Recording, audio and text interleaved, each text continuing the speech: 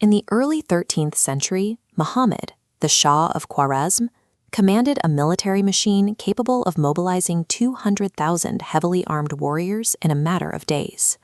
Stretching from modern-day Turkey to Afghanistan, his authority was absolute. In 1219, an emerging tribal leader from the east sent an embassy of peace, offering to share the riches of the Silk Road. The Shah saw only an upstart.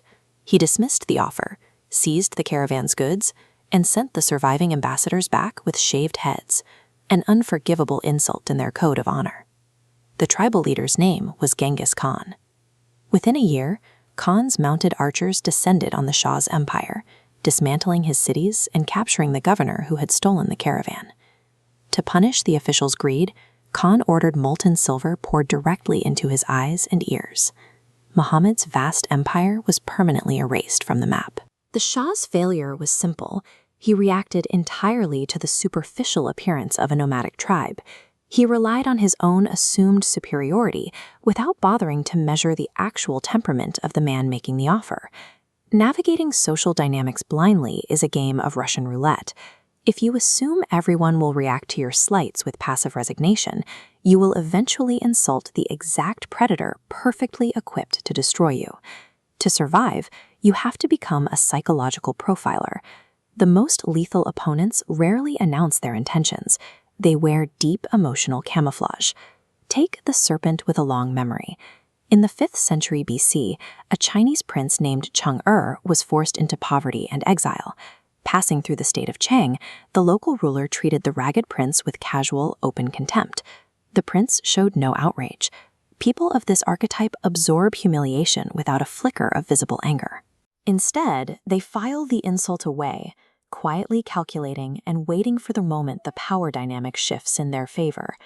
Years later, the prince regained his royal status and assembled a massive army. He marched directly on the kingdom of Chang, seizing 8 of its cities and sending the ruler into a permanent exile of his own. When dealing with the serpent, their initial weakness is an illusion. The real threat is the cold-blooded patience of their revenge. Moving to a different threat, consider the elite con artist rings of the 1920s. Their entire business model relied on the psychology of their victims, who were usually so embarrassed by their own greed that they swallowed the financial loss rather than go to the police. J. Frank Norfleet seemed like the ideal target. He was a quiet Texas cattle rancher who handed over $45,000 to a swindler. But the con artists misjudged their mark. The humiliation of being fooled activated a profound, deeply hidden insecurity in the rancher. Norfleet refused to be the victim. He abandoned his ranch and began an obsessive hunt across the country, tracking the con men from city to city, roping them like calves, and dragging them into local jails. The pursuit escalated into a 5-year global chase. Norfleet tracked the swindlers to Canada, Mexico, and England, relentlessly pushing forward even as the effort bankrupted his family and ruined his marriage. A hopelessly insecure ego poses a far greater danger than a robust one. This archetype will happily burn down their own life just to ensure you are dragged down into the ashes with them. Misjudging a mark doesn't always result in violence. Sometimes it results in a catastrophic drain of your resources. In 1920, the legendary art dealer Joseph Duveen was desperate for a new, immensely wealthy client to revive a sluggish market. He targeted the richest man in America, Henry Ford. Ford perfectly represented the plain, unassuming man. Duveen poured weeks of effort and capital into an elaborate, imaginative pitch. He produced a magnificent, custom-made 3-volume book of art reproductions, assuming the gesture would flatter Ford into buying the original masterpieces. Ford missed the subtext completely. Delighted, he accepted the expensive books as a free gift, but politely declined to buy the actual paintings. He genuinely wondered why he would need the originals when he already had such beautiful pictures of them in the book.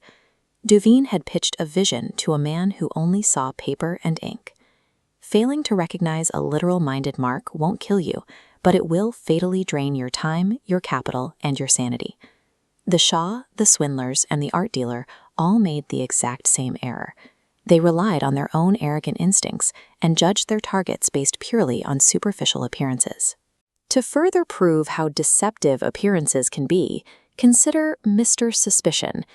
A dictator like Joseph Stalin projected absolute unshakable power, yet he was entirely ruled by an easily manipulated, deep-seated paranoia. How do you avoid these traps? Before engaging in any strategy, you have to deploy a low-stakes test. Offer a mild joke or a subtle challenge, and carefully measure their reflex. If their reaction to the test is stiff and literal, you are dealing with the unassuming man. But if you catch a flash of disproportionate offense or note a sudden silent resentment, you've exposed the fragile ego or the arrogant serpent. True social intelligence is not just the ability to outmaneuver an opponent in the heat of the moment. It is the discipline to know exactly who is sitting across the table long before the game even begins.